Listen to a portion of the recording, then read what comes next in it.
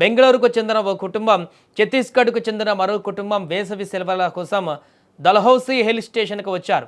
అక్కడ ఓ టాక్సీని అద్దెకు తీసుకొని మంచు పర్వతాలను చూసేందుకు సచ్పాస్ మార్గంలో బయలుదేరారు.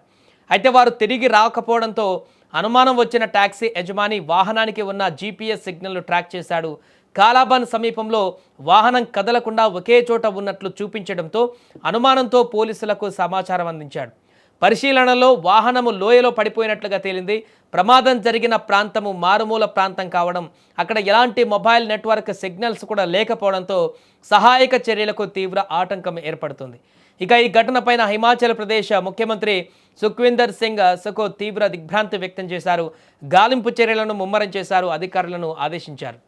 కాలాబాన్ సమీపంలో 8 మందితో వెళ్తున్న వాహనం లోయలో పడిపోవడం అత్యంత బాధాకరమని స్థానిక యంత్రాంగం, ప్రజల సహాయంతో సహాయక చర్యలు కొనసాగుతున్నాయన్నారు.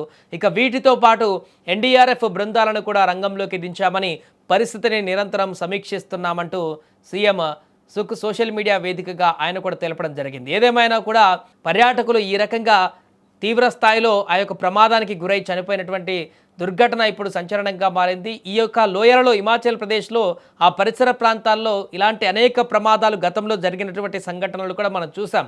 ఆ ప్రాంతంలో బస్సులు కూడా, పెద్ద పెద్ద వాహనాలు కూడా అనేక సందర్భాలలో ఇలా లోయలో గల్లంతాయి, లోయలోకి పడిపోయి అనేక మంది చనిపోయినటువంటి వార్తలు కూడా మనం విన్నాం. అలాంటి వార్తే మరలా ఇప్పుడు వినవలసినటువంటి పరిస్థితి వచ్చింది. సుమారుగా 500 మీటర్ల లోతులోకి ఆ లోయలోకి పడిపోయిందంటే ఎంత భారీ స్థాయిలో ఈ ప్రమాదం జరిగిందో అర్థం చేసుకోవచ్చు. ఆ కారు పూర్తిగా తునాతునకలు అయిపోయింది. పైనుంచి మన సినిమాలో కనుక చూస్తుంటాం, లోయల నుంచి పడిపోతే ఎలాంటి సందర్భం ఉంటుందో అంత దారుణమైనటువంటి పరిస్థితి. ఆ సమయంలో ఆ కారులో ఉన్నటువంటి వారందరూ కూడా ఎలాంటి ఆర్తనాదాలు పెట్టారో, వారు ప్రాణభయంతో ఏ రకమైనటువంటి కేకలు పెట్టారో, వారి ప్రాణాలు పోయే లాస్ట్ మినిట్ వరకు కూడా, ఆ లాస్ట్ చివరి క్షణం వరకు కూడా వారు ఎంత ఆర్తనాదాలతో అక్కడ ఆ కొండలలో వారి అరుపులు మోగిపోయాయో తలుచుకుంటేనే ఆందోళన కలుగుతున్నటువంటి పరిస్థితి ఏర్పడింది.